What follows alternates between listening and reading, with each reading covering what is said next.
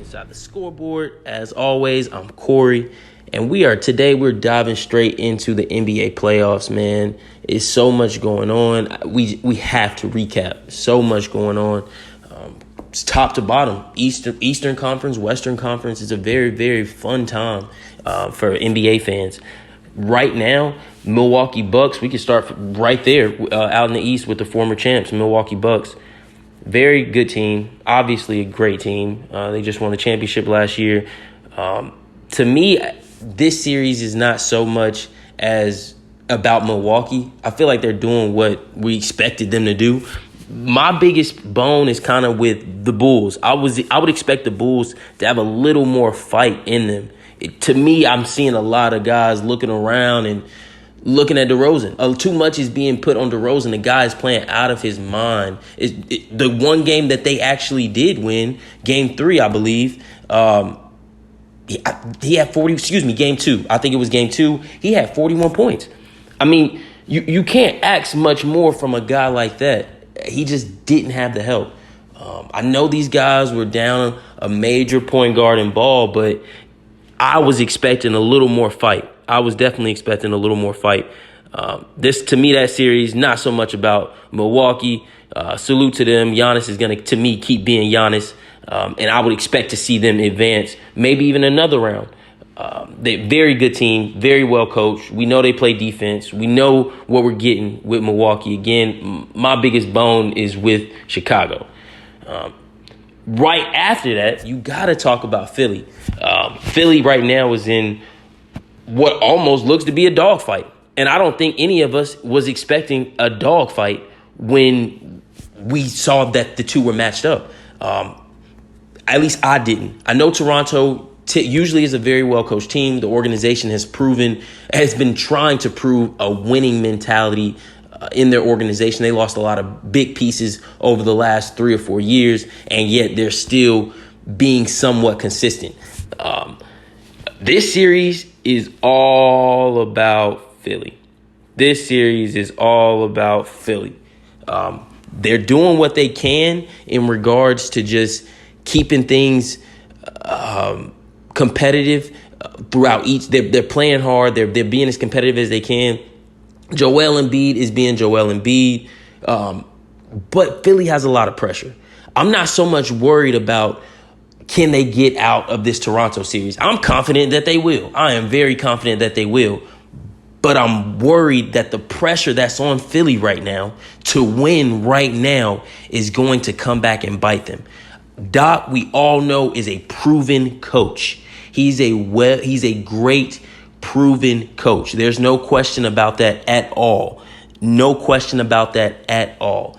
But when the organization takes a turn like that and brings a guy in like Harden, the expectation is to win immediately. And right now, Joel seems to be the only one holding up his end of the deal. Him and Doc. I'm not saying James is playing completely terrible, but are the days of vintage James gone? Are they? I was one of those guys, and I still am. Don't get me wrong. That I believe it's in Harden. I believe James can come out next game and give us 35, a very efficient 35, 35 and 8, and we wouldn't necessarily be surprised. So I hope that his struggle doesn't continue, but he is definitely raising the question of is vintage James gone? The fact that I'm even saying vintage James, the league is taking a shift. So we're not going to talk too much more on Philly. Again, I take Philly in that series coming out of Toronto. They'll win that game in 6. They'll win that series in 6. Another big one that just ended, unfortunately, with the broom. Not too happy to announce this one, man. Brooklyn Nets are going home without a single playoff win. Not one. This is one that I couldn't wait to talk about. I mean, Boston Celtics, young team, a superstar tandem, what looks to be in Jason Tatum and Jaylen Brown. The guys are well coached. The organization we know has proven they can win, but the biggest thing to me with that series is that two of the most skillful offensive players in the league in KD and Kyrie couldn't get one game. To me, that is something that's probably going to stain KD's legacy more than we're necessarily thinking about it right now. I'm not even a guy that's all into the legacy. KD's still a great player, no question about it. He could have dropped 12 points in the last game, and I would have still said that, like, KD is still KD. In fact, he actually almost had a triple-double, 39 points. He played out of his mind. 39 points. It was great, but the team couldn't find a way to win the game. And I mean, I guess you got to tip your hat to the guys out in Boston, but definitely surprised me in that series. KD, man, I hate that for him, man. What I think the biggest question with this series, with this team, is going to be what to do from here. A lot of people want to blame Kevin Durant. A lot of people want to blame Kyrie Irving. I'm going to take that approach, man, and I'm going to blame it on coaching. I feel like it's not necessarily so much on Nash. I think it's just the way that it tipped, the way that the team got started. It just didn't necessarily, in regards to coaching, didn't necessarily feel like the best situation. When your top guard is coming out saying, we don't really need a coach, and Steve is already so close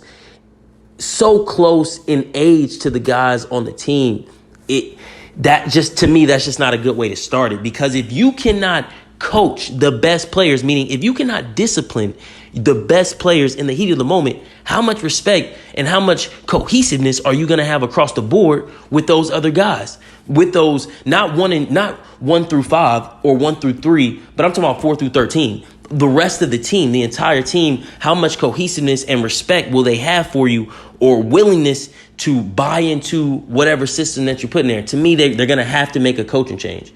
And I hate that, because I really, really did like the idea of Nash, but they're going to have to make a coaching change.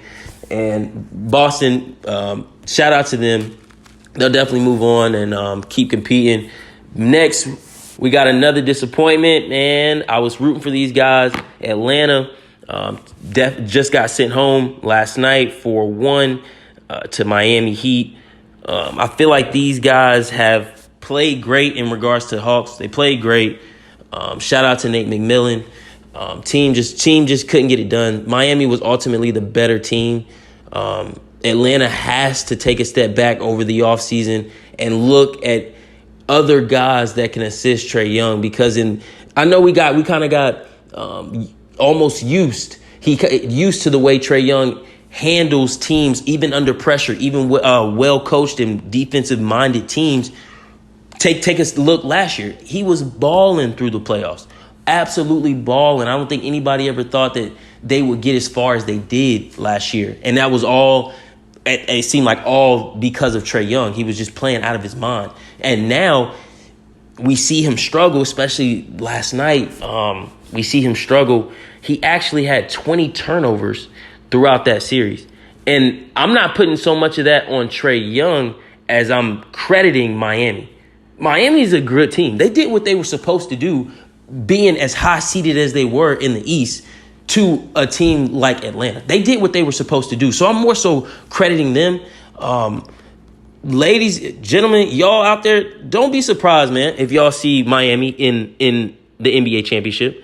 They're very well coached. They take each possession and really try to maximize it. They did that to Atlanta without Jimmy Butler and Kyle Lowry last night. I feel like that this is a team that we should definitely be keeping our eyes on. Definitely. No question about it. No question about it. So moving forward, definitely keep your eye on Miami.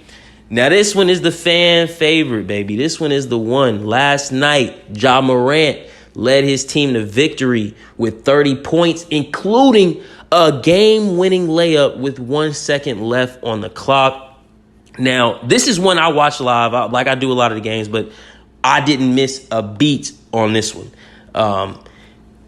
We know how Kat and Ja Morant throughout the series have made slight comments, made it known that it's just competitors being competitors. I'm not reading too much into it. If you caught it, you caught it. But one thing last night, Kat has got to stop getting ahead of himself. Now, both guys are trash talkers, But it just comes off, and this may seem like a shot, that Cat is being like a fake tough guy, man. He's playing well. Don't get me wrong. He's playing well, but at times he gets ahead of himself, whether it be him saying something too soon. Dating back to his comment last game when they made a good comeback.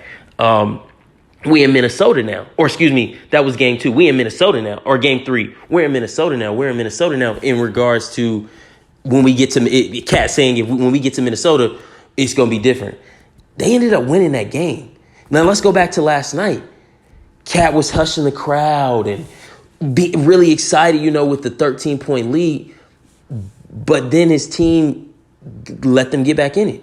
And then you find yourself once again falling short late. I just think it's good to keep a level head and play your game, Cat. But we're not going to get too much into that. Great win. And Ja also caught an amazing poster on Michael Beasley. If you saw it, I know you were out your seat. I know I was. It was crazy. So shout out to those boys out in Memphis, man, and just leading the way. Ja Morant is really coming to life here. It's a show every time Memphis is on. He's leaving it all out there.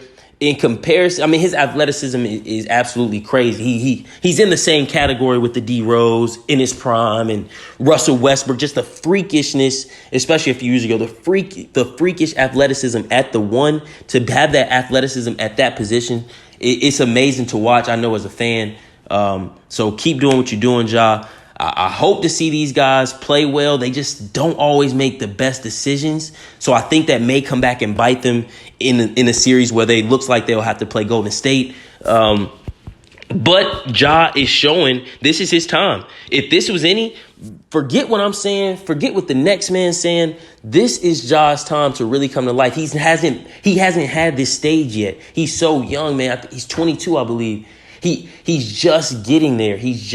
So this is where you prove it. I feel like you can't really predict what's going to happen. I know we're looking at teams, but Ja has been proving himself so far. So I would expect him to at least make it very competitive in that Warriors series. So I'll look for that one. Might as well piggyback into my next one. It's a wrap out there with Denver and Warriors. They're up 3-1.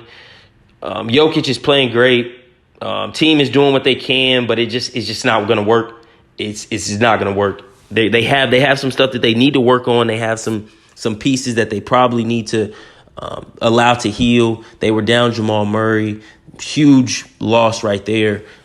So I do expect Golden State to win this series, send Denver back to the drawing board off season.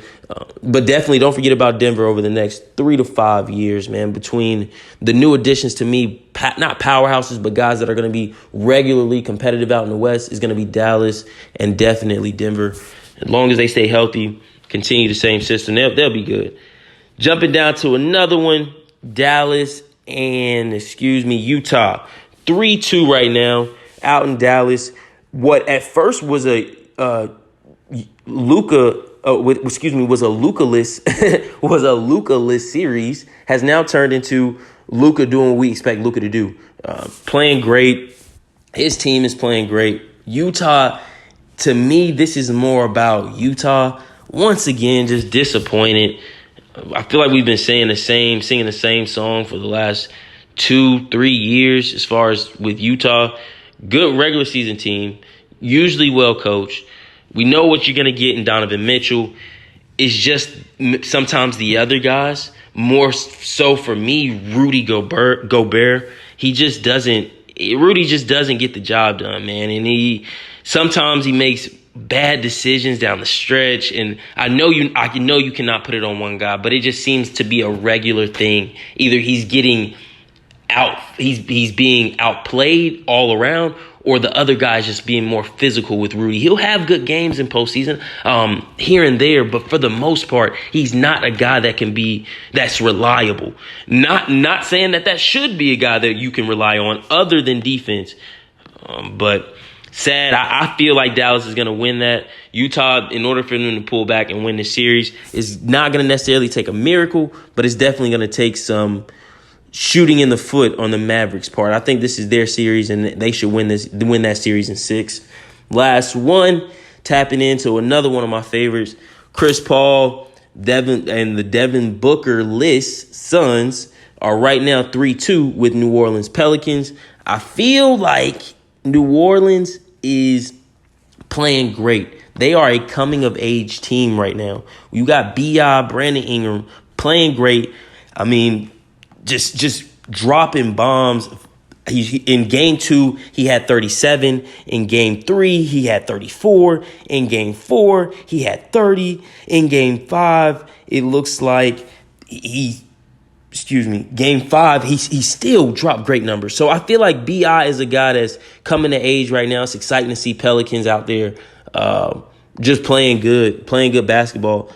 Unfortunately, they are going against the Phoenix Suns, who I predict to get back to the Western Conference Finals this year and possibly win the entire thing. To me, that's my prediction. Last year, I was one of the few that even predicted Phoenix to go far in the playoffs. I'm talking during regular season. I predicted Phoenix to go far in the playoffs because they had that man, Chris Paul, who, regardless of what you want to say, makes everyone around him better, which is very, very important when it comes to the playoffs. So I do have Phoenix pulling this out. But I do expect New Orleans to be one of those teams that we're talking about for the next maybe 2 to 5 years because of the young pieces that they have. Hopefully they come back with a healthy, in-shape Zion and can make some things happen. Shout out to Devontae Graham out there doing his thing as well. So I'm looking for New Orleans, man, to come together.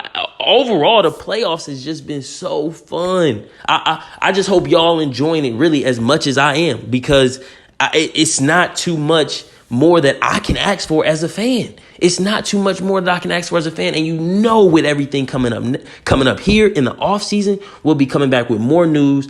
NBA playoffs is going to keep going. We got a few games coming on tonight. We're going to tap back in. But right now, this was all I have for you, man. I'm Corey, and thank you for listening Inside the Scoreboard. Yes, sir.